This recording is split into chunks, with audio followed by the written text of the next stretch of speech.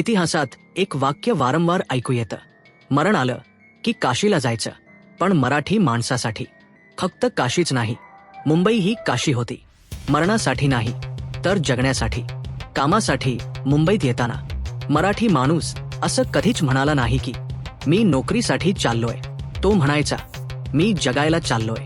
पण 2026च्या सुरुवातीला एक अस्वस्थ करणारा प्रश्न उभा राहतो. मराठी माणूस खरंच अजून मुंबईत जगतोय का? नमस्कार, मी आहे सूरज आणि तुम्ही पाहत आहात महाराष्ट्र 360.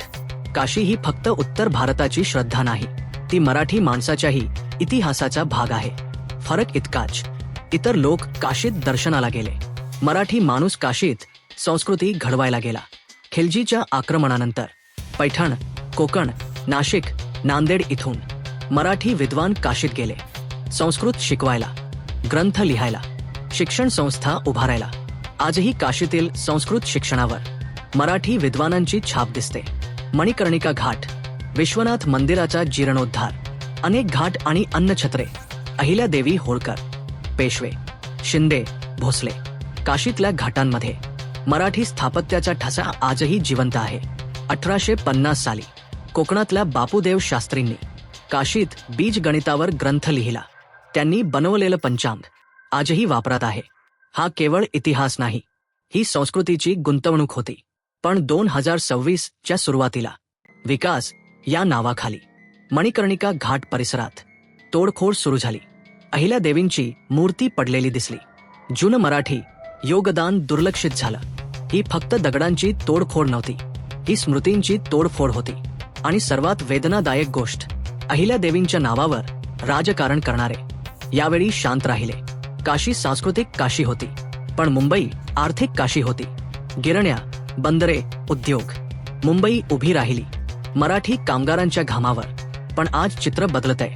मुंबई महानगरपालिकेत मराठी टक्का कमी, बिल्डर लॉबीमध्ये मराठी नाव दुर्मिळ, SRA प्रकल्पात मराठी फक्त सहीपुरते. मुंबई आपली आहे हा भाव हळूहळू निघून जातोय. राज ठाकरे, मराठी मुद्द्यावर आजवर कधीही तडजोड नाही. तरीही मराठी मतदार एकत्र येत नाही.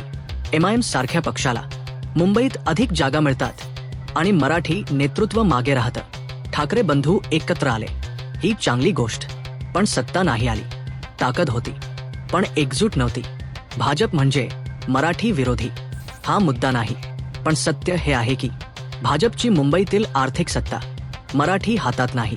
मोठे प्रकल्प, एअरपोर्ट, धारावी, हे सगळं मोजक्या कॉर्पोरेट हातात आहे. आणि मराठी नेते एडच्या सावलीत. धोका फक्त राजकीय नाही. मराठी शाळा बंद पडतात, मराठी घरं बाहेर फेकली जातात, मराठी भाषा दुय्यम होते. काशीत मराठी खुणा पुसल्या जातायत आणि मुंबईतही तोच प्रवास सुरू आहे. मराठी माणसाने काशी घडवली, पण कधी सत्ता मागितली नाही. आज मुंबई हातातून निसते आणि आपण अजूनही एकमेकांकडे बोट दाखवतोय. प्रश्न सोपा आहे, भाषा वाचवायची का, घरं वाचवायची का, ओळख वाचवायची का? कारण मुंबई गेली तर आधार गेला. तुमचं मत काय? मराठी माणूस पुन्हा एकत्र येईल का? मुंबई खरंच हातातून जाते का? कमेंटमध्ये ठाम मत मांडा. हा व्हिडिओ शेअर करा, कारण हा विषय फक्त राजकारणाचा नाही, हा अस्तित्वाचा आहे. मी आहे सूरज आणि तुम्ही पाहत आहात महाराष्ट्र 360. जय महाराष्ट्र.